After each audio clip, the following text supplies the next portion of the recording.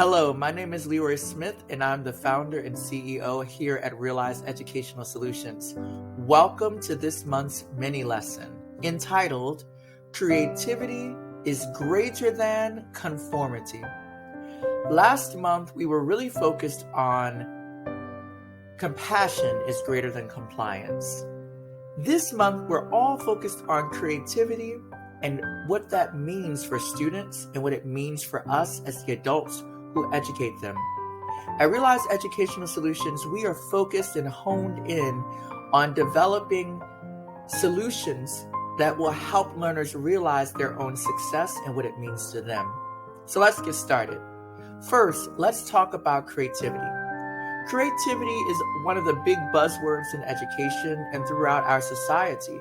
However, many students are stifled in their creativity.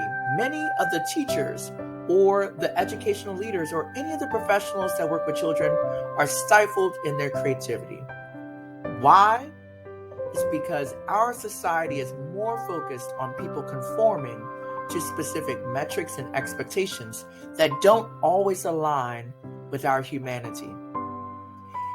You see, creativity can be a tricky piece of education because creativity is messy.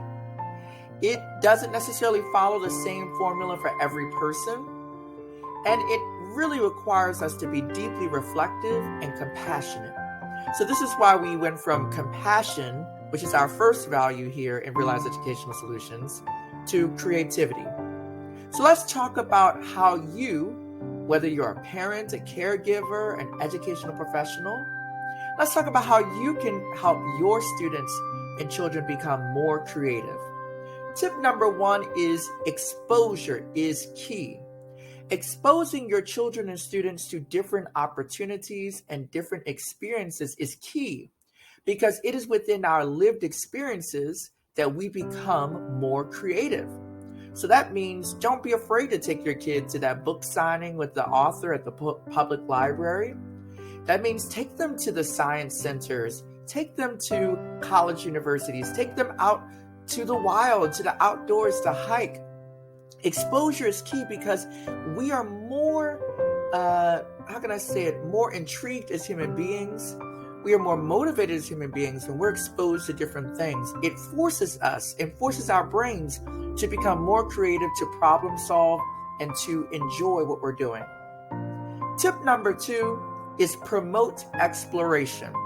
Now, this could be scary, but a lot of Montessori schools and other schools of that kind of philosophy see that exploration is key for our students, and they need to promote it, meaning giving them the space to explore within the content that you're teaching. So you might be teaching a lesson about the Constitution, but in the United States, but give them space to explore about constitutions in other countries and how they were formed.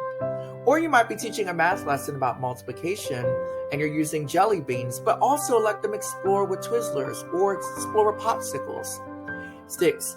These are our ways of giving students the power to be creative and forcing them not to conform to what we want them to do, but to help them realize what is meaningful to them and their human experience. And lastly, reflecting upon boundaries. You see, creativity has its boundaries as well, in the sense that we must be disciplined and teach our students how to be disciplined in their creativity. You see, you just can't get up on stage and just sing anything, anywhere, however you want to, but you can get up on stage and show your best way of doing that. Show your creativity in a way that people can receive it in a way that makes sense to them as well.